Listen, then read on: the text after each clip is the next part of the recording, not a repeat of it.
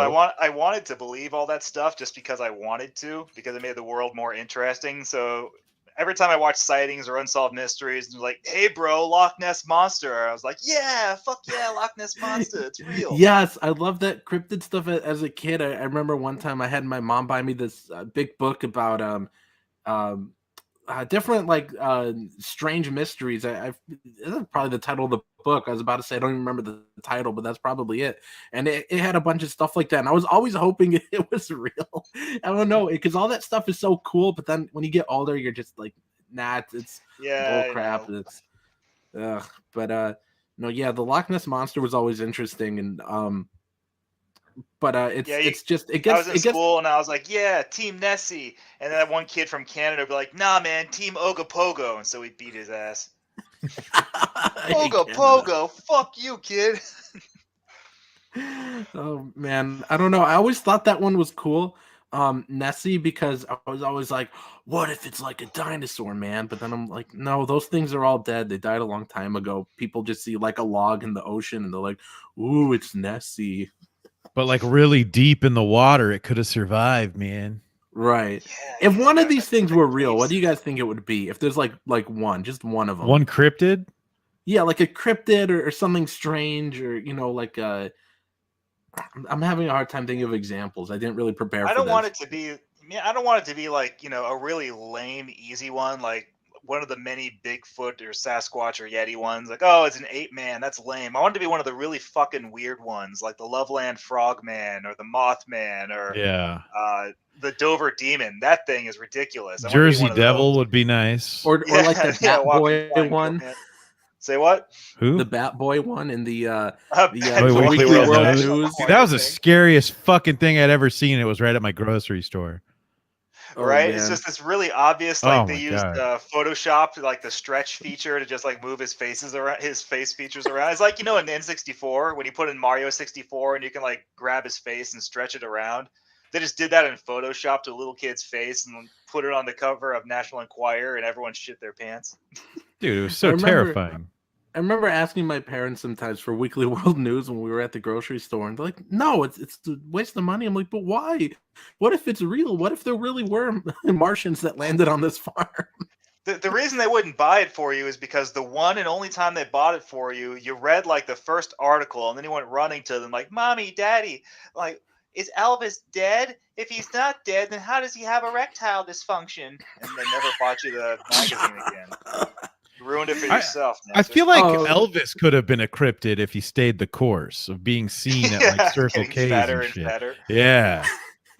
Oh, I mean, you can know you what? imagine like seeing that in the middle of the night? This big fat old guy in sunglasses and like a rhinestone studded jumpsuits, like singing songs and trying to do karate and be like,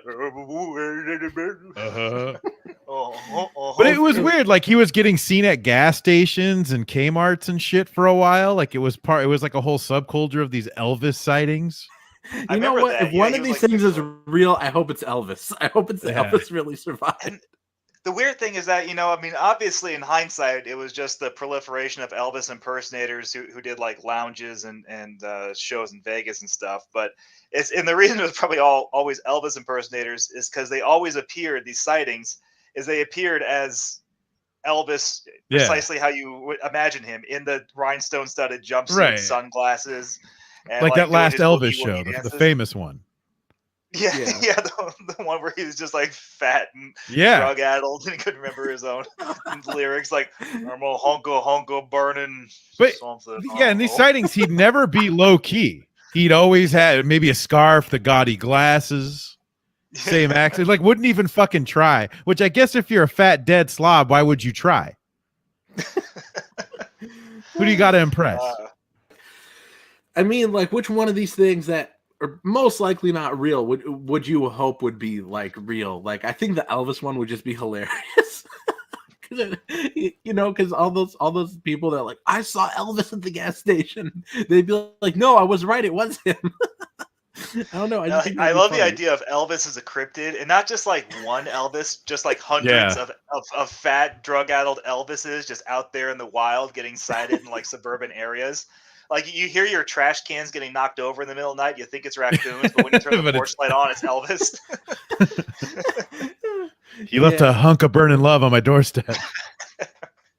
Yeah, I would like for that one to be real. Although it would really be cool though if they did find like a dinosaur or something. You know, in I like got a the great middle idea. of the jungle. We gotta go camping. Africa yeah. If you want to, We gotta go cryptids, camping. you gotta go camping. And we get like by aliens. poke through feces, and we're like, these are Elvis feces. I think we're on the that was always trail. funny. We're on the trail. Like, this is a peanut butter and pickle sandwich inside this stool. I'd know this anywhere.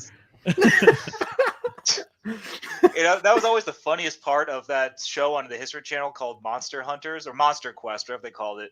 Is they would always go out into the wild because they're trying to find, like, I don't know, the folk monster, or they're trying to find Makulamembe in Africa or some bullshit. And they would just find shit in the middle of the woods, and they put it in a bag and send it to the lab. It's like, is this Bigfoot scat? We'll tell you at the end of the episode. And then they just discreetly before the credits be like, no, it was pig shit. Well, roll did you hear what happened with that show? It turned out all those guys were just a bunch of fecal philiacs. They just kept sending shit to each other, fucking around. They didn't even know half the turds were.